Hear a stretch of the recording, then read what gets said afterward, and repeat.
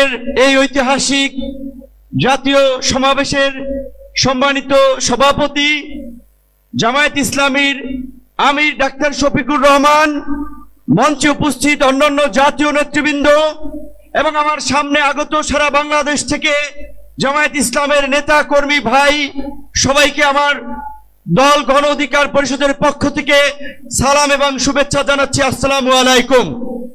প্রিয় বন্ধুগণ, আপনাদেরকে একটি কথা স্মরণ করিয়ে দিতে চাই। আপনারা যদি ইসলামী রাজনীতি করেন, ইসলামী মূল্যবোধকে সামনে রেখে কথা বলেন, নিশ্চয়ই আপনারা জানেন আল্লাহ তাআলা মানুষকে ধন সম্পদ এবং ক্ষমতা দিয়ে এবং নিয়ে পরীক্ষা করে। গত 16 বছরে আমাদের কাছ থেকে আল্লাহ তাআলা নিয়েছেন, আমাদের ধৈর্যের পরীক্ষা নিয়েছেন। আমরা সেই পরীক্ষায় উত্তীর্ণ হয়েছি বলেই আমাদেরকে এই রহমতের জুলাই উপহার দিয়েছিলেন। যেই জুলাইয়ে আমরা বাংলাদেশের মানুষের উপরে চেপে থাকা দৈত্য দানবের মতো 16 বছরের ফাঁসিবাদকে পরাজিত করেছি। কিন্তু আমরা ওই যে আপনার হাদিসে আছে, বিপদ কেটে গেলে মানুষ উৎফুল্ল হয়, অহংকারী হয়।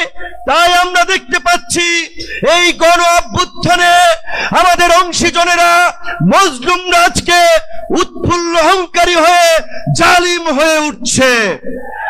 তাই আপনাদেরকে মনে করিয়ে দিতে চাই, আমরা যদি সীমা লঙ্ঘন করি, শেখ হাসিনার মতো আল্লাহ পাকও কিন্তু আমাদেরকে ছাড় দিবেন না।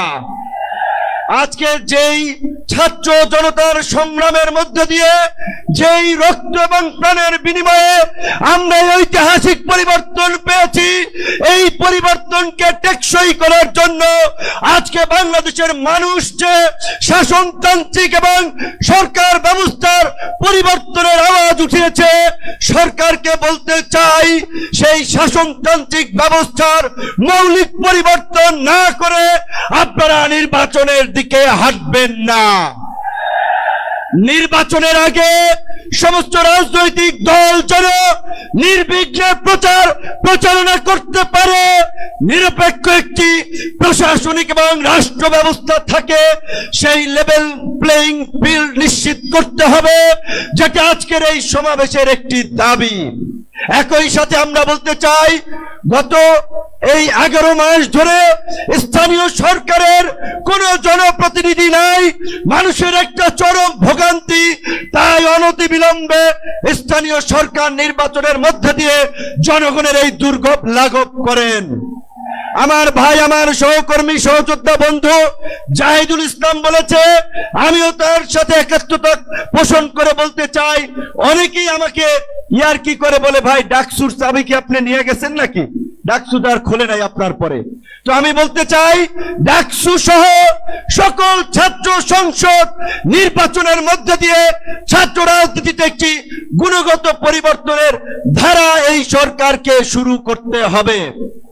একই সাথে আমাদের এই অঙ্গীকারের বিনিময়ে এই পরিবর্তনকে দীর্ঘস্থায়ী করার জন্য, এই জুলাইয়ের সুফল মানুষের কাছে পৌঁছে দেওয়ার জন্য ঐতিহাসিক যে জুলাই ঘোষণাপত্র এবং যে জুলাই সনদ, আমরা আশা করি সরকার সেটি এই জুলাই মাসে বাস্তবায়ন করবে।